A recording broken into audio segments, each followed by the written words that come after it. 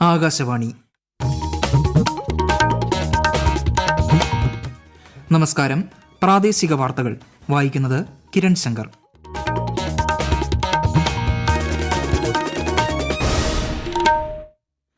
പ്രധാന വാർത്തകൾ. ലോകത്തിലെ ഏറ്റവും വലിയ ധാന്യ സംഭരണ പദ്ധതി രാജ്യത്തിനായി പ്രഖ്യാപിച്ച പ്രധാനമന്ത്രി നരേന്ദ്രമോദി. 5 വർഷത്തിനുള്ളിൽ 700 ലക്ഷം മെട്രിക് ടൺ ധാന്യ സംഭരണ ശേഷിയുള്ള കേന്ദ്രങ്ങൾ നിർമ്മിക്കുമെന്ന് പ്രധാനമന്ത്രി. സംസ്ഥാന ഭക്ഷ്യസുരക്ഷാ വകുപ്പിനായി സജ്ജീകരിച്ച ദേശീയ നിലവാരത്തിലുള്ള മൈക്രോ ബയോളജി ലാബുകളുടെ ഉദ്ഘാടനം പ്രധാനമന്ത്രി നാളെ ഓൺലൈനായി നിർവഹിക്കും. ക്യാൻസർ ചികിത്സാരംഗത്ത് യശസ്സ് നേടിയെടുക്കാൻ മലബാർ ക്യാൻസർ സെന്ററിന് കഴിഞ്ഞെന്ന് മുഖ്യമന്ത്രി പിണറായി വിജയൻ. പ്രസിദ്ധമായ ആറ്റുകാൽ പൊങ്കാലയ്ക്ക് ഇനി മണിക്കൂറുകൾ മാത്രം ബാക്കി.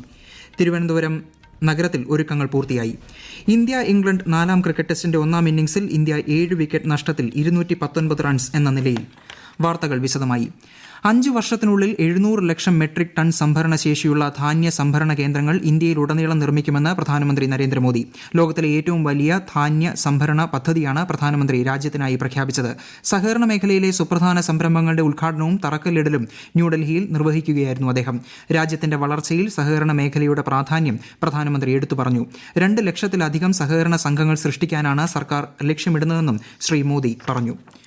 സംസ്ഥാന ഭക്ഷ്യസുരക്ഷാ വകുപ്പിനായി സജ്ജീകരിച്ച ദേശീയ നിലവാരത്തിലുള്ള മൈക്രോ ബയോളജി ലാബുകളുടെ ഉദ്ഘാടനം പ്രധാനമന്ത്രി നരേന്ദ്രമോദി നാളെ ഓൺലൈനായി നിർവഹിക്കും. Kakkanad analytical ലബോറട്ടറിയിലും Kozhikode regional analytical ലബോറട്ടറിയിലുമാണ് micro biology ലാബുകൾ ഒരുക്കിയിട്ടുള്ളത്.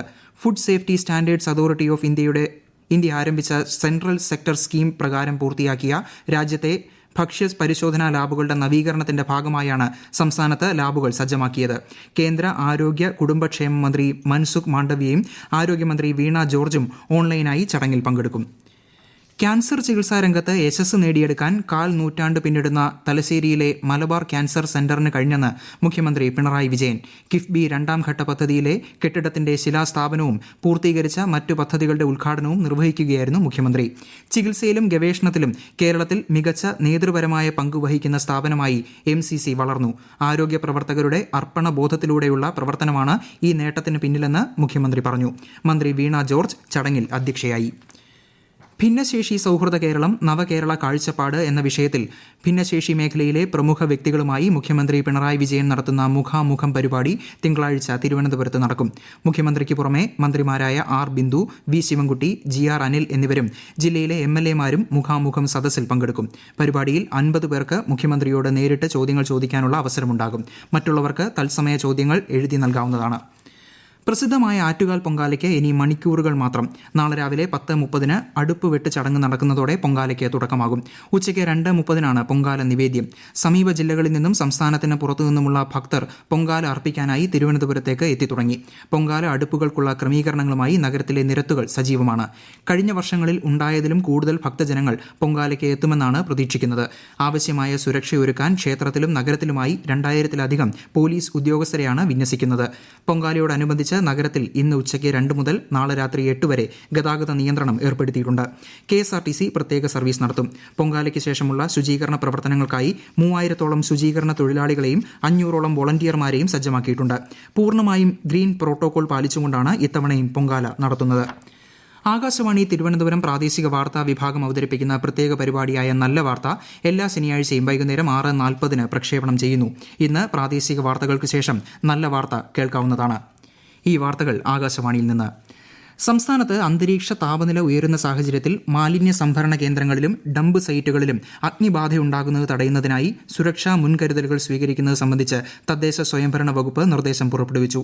സുരക്ഷാ സജ്ജീകരണങ്ങൾ വിലയിരുത്തി പോരായ്മകൾ മാർച്ച് 15-നകം തദ്ദേശ സ്വയംഭരണ സ്ഥാപനങ്ങൾ പരിഹരിക്കണം. പ്രവർത്തനങ്ങളുടെ റിപ്പോർട്ട് സർക്കാരിനും സംസ്ഥാന ദുരന്ത നിവാരണ അതോറിറ്റിക്കും സമർപ്പിക്കണമെന്നും നിർദ്ദേശമുണ്ട്. പൊതുതെരഞ്ഞെടുപ്പിനോടനുബന്ധിച്ച് സംസ്ഥാനത്തെ ലോക്സഭാ മണ്ഡലങ്ങളെക്കുറിച്ച് ആകാശവാണി തിരുവനന്തപുരം വാർത്താ വിഭാഗം തയ്യാറാക്കിയ പ്രത്യേക പരിപാടി ഭാരത് വികാസ് ഡയറി എല്ലാ ദിവസവും രാത്രി 8 മണിക്ക് പ്രക്ഷേപണം ചെയ്യുന്നതാണ്. ലോക്സഭാ തെരഞ്ഞെടുപ്പിലെ UDF സീറ്റ് വിഷയത്തിൽ നാളെ തീരുമാനമുണ്ടാകുമെന്ന് K മുരളീധരൻ MP. കോഴിക്കോട് മാധ്യമങ്ങളോട് സംസാരിക്കുകയായിരുന്നു അദ്ദേഹം. രാഹുൽ ഗാന്ധി MP വയനാട്ടിൽ തന്നെ മത്സരിക്കുമെന്നും ശ്രീ K മുരളീധരൻ പറഞ്ഞു. BJP സംസ്ഥാന അധ്യക്ഷൻ K സുരേന്ദ്രൻ നയിക്കുന്ന കേരള പദയാത്ര നാളെ പാലക്കാട് ജില്ലയിൽ പര്യടനം നടത്തും. വൈകിട്ട് 3 മണിക്ക് കോട്ട മൈതാനത്ത് നിന്ന് ആരംഭിച്ച് ഒലവക്കോട് സമാപിക്കുന്ന യാത്രയിൽ ദേശീയ സംസ്ഥാന നേതാക്കൾ പങ്കെടുക്കും. റാഞ്ചിയിൽ നടക്കുന്ന ഇന്ത്യ ഇംഗ്ലണ്ട് 4ാം ക്രിക്കറ്റ് ടെസ്റ്റിന്റെ 2ാം ദിനം പൂർത്തിയായപ്പോൾ 1ാം ഇന്നിംഗ്സിൽ ഇന്ത്യ 7 വിക്കറ്റ് നഷ്ടത്തിൽ 219 റൺസ് എന്ന നിലയിൽ. ഇന്ത്യയ്ക്ക് വേണ്ടി യശസ്വി ജയ്സ്വാൾ അർദ്ധ സെഞ്ചുറി നേടി. നേരത്തെ 1ാം ഇന്നിംഗ്സിൽ ഇംഗ്ലണ്ട് 353 റൺസിന് പുറത്തായിരുന്നു. ഗവൺമെന്റ് ആയുർവേദ കോളേജ് പഞ്ചകർമ്മ ആശുപത്രിയുടെ തിരുവനന്തപുരം ക്യാമ്പസിൽ നിർമ്മിച്ച യോഗ പരിശീലന കേന്ദ്രത്തിന്റെയും വിശ്രമ കേന്ദ്രത്തിന്റെയും ഉദ്ഘാടനം ഈ മാസം 28-ന് മന്ത്രി വീണ ജോർജ് നിർവഹിക്കും. മന്ത്രി വി ശിവൻകുട്ടി അധ്യക്ഷനാകും. ശശി തരൂർ MP, നഗരസഭാ മേയർ ആര്യ രാജേന്ദ്രൻ തുടങ്ങിയവർ പങ്കെടുക്കും. നെല്ല് സംഭരണവുമായി ബന്ധപ്പെട്ട് സിവിൽ സപ്ലൈസ് കോർപ്പറേഷന് സംസ്ഥാന സർക്കാർ 203.9 കോടി രൂപ അനുവദിച്ചു. സംസ്ഥാന സബ്സിഡിയായി 195.36 കോടി രൂപയും കൈകാര്യ ചെലവുകൾക്കായി 8.54 കോടി രൂപയുമാണ് അനുവദിച്ചതെന്ന് ധനമന്ത്രി KN ബാലഗോപാൽ അറിയിച്ചു. പ്രധാന വാർത്തകൾ വീണ്ടും. ലോകത്തിലെ ഏറ്റവും വലിയ ധാന്യ സംഭരണ പദ്ധതി രാജ്യത്തിനായി പ്രഖ്യാപിച്ച് പ്രധാനമന്ത്രി നരേന്ദ്രമോദി. 5 വർഷത്തിനുള്ളിൽ 700 ലക്ഷം മെട്രിക് ടൺ ധാന്യ സംഭരണ ശേഷിയുള്ള കേന്ദ്രങ്ങൾ നിർമ്മിക്കുമെന്ന് പ്രധാനമന്ത്രി. സംസ്ഥാന ഭക്ഷ്യസുരക്ഷാ വകുപ്പിനായി സജ്ജീകരിച്ച ദേശീയ നിലവാരത്തിലുള്ള മൈക്രോ ബയോളജി ലാബുകളുടെ ഉദ്ഘാടനം പ്രധാനമന്ത്രി നാളെ ഓൺലൈനായി നിർവഹിക്കും. ക്യാൻസർ ചികിത്സാ രംഗത്ത് യശസ്സ് നേടിയെടുക്കാൻ മലബാർ ക്യാൻസർ സെന്ററിന് കഴിഞ്ഞെന്ന് മുഖ്യമന്ത്രി പിണറായി വിജയൻ. പ്രസിദ്ധമായ ആറ്റുകാൽ പൊങ്കാലയ്ക്ക് ഇനി മണിക്കൂറുകൾ മാത്രം. തിരുവനന്തപുരം നഗരത്തിൽ ഒരുക്കങ്ങൾ പൂർത്തിയായി. ഇന്ത്യ ഇംഗ്ലണ്ട് 4ാം ക്രിക്കറ്റ് ടെസ്റ്റിന്റെ 1ാം ഇന്നിംഗ്സിൽ ഇന്ത്യ 7 വിക്കറ്റ് നഷ്ടത്തിൽ 219 റൺസ് എന്ന നിലയിൽ. പ്രാദേശിക വാർത്തകൾ കഴിഞ്ഞു. അടുത്ത വാർത്താ പ്രക്ഷേപണം 7:25-ന്.